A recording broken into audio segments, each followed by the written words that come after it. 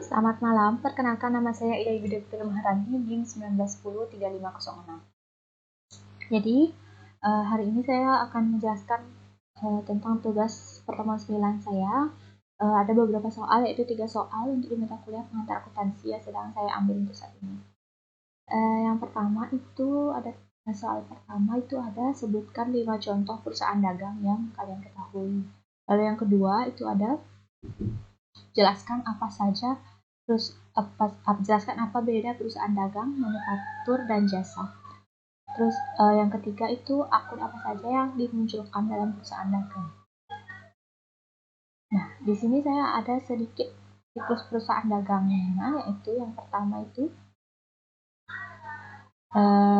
dari perusahaan dagang itu membeli secara tunai atau kredit barang dagangan, yaitu ini kita membeli secara kredit dari pemasok, membeli secara kredit secara tunai terus dijual ke pelanggan dan akan masuk ke kas. Nah, kas pelunasan dagang piutang ini akan masuk dari perusahaan dagang, kita akan membayar untuk ke pemasoknya. Nah, lebih seperti itu ya. Terus untuk yang jawaban yang nomor 1 itu adalah sebutkan 5 contoh perusahaan dagang. Ya, yang pertama itu ada toko. Terus yang kedua itu ada showroom. Yang ketiga itu adalah swalayan. Terus yang keempat itu ada warung. Terus yang kelima itu ada minimarket. Itu kurang lebih yang saya ketahui beberapa perusahaan dagang. Nah, selanjutnya yang nomor 2 itu ada sebutkan perbedaan dari perusahaan dagang, manufaktur, dan perusahaan jasa. Di sini kalau yang saya ketahui itu dari apa sih yang membedakan 3 perusahaan tersebut, yaitu adalah cara memperoleh produknya sendiri, produk yang dijual.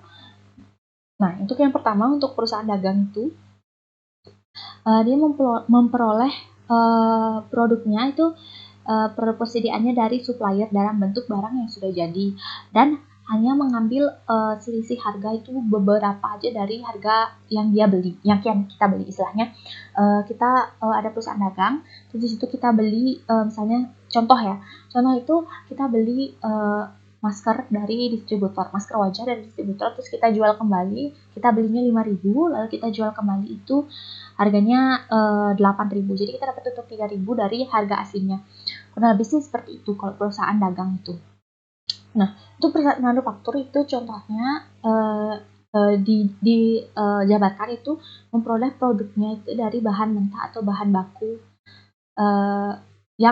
bahan baku atau bahan jadi untuk diolah kembali menjadi produk yang nilai jualnya lebih tinggi. Jadi contohnya itu kayu ya.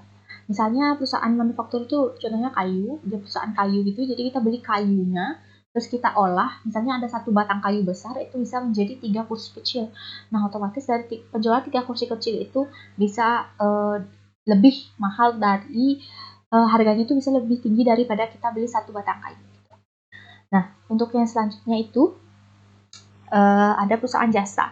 Nah, perusahaan jasa itu tidak memiliki barang persediaan ya yang untuk dipasarkan, karena perusahaan jasa itu adalah perusahaan yang memberikan produk berupa hasil jasa mereka yang mencatat sehingga dalam pencatatan mereka itu yang terlibat pada bagian persediaan dan pembelian saja. Jadi persediaan jasanya ya. Terus selanjutnya itu nomor 3 itu akun-akun apa aja sih yang muncul dalam ini perusahaan dagang. Yang pertama itu ada akun pembelian. Nah, di akun pembelian ini semua barang yang perusahaan dagang beli itu akan dicatat dari produsennya. Itu akan dicatat di akun pembelian ini. Terus untuk akun penjualan, semua barang yang terjual dari perusahaan kita jual ke konsumen itu akan masuk ke akun penjualan. Nah, selanjutnya untuk akun persediaan, di akun persediaan itu adalah berisi jumlah stok-stok kita. Jadi misalnya dalam bulan ini ada stok berapa dan sudah terjual berapa dan sisanya berapa. Di situ sih ya untuk persediaan itu sendiri. Terus untuk harga pokok penjualan itu adalah yang dicatat itu standar harga pokok yang dijadikan standar oleh perusahaan itu untuk menentukan harga yang akan dijual. Nah, begitu ya. Terus untuk yang selanjutnya itu ada akun potongan tunai. Nah, di akun potongan tunai ini yang dicatat adalah ketika konsumen mendapatkan potongan harga atau diskon dari penjualan barang itu sendiri. Misalnya kita seharusnya jual berapa, dipotong berapa, potongannya tuh masuk ke potongan tunai ini. Nah, untuk akun potongan tunai pembelian itu kurang lebih hampir sama kayak akun potongan tunai. Kalau akun potongan pembelian itu dia bedanya itu perusahaan, misalnya kita perusahaannya nih membeli barang ke produsen, terus dari produsennya dikasih diskon. Nah, harga diskon itu kita masukkan ke potongan pembelian dari harga yang sebenarnya yang biasanya kita beli. Kurang lebih sih seperti itu yang dapat saya sampaikan, yang dapat saya jelaskan. Mohon maaf sebelumnya kalau ada kesalahan kata atau kesalahan penjelasan saya.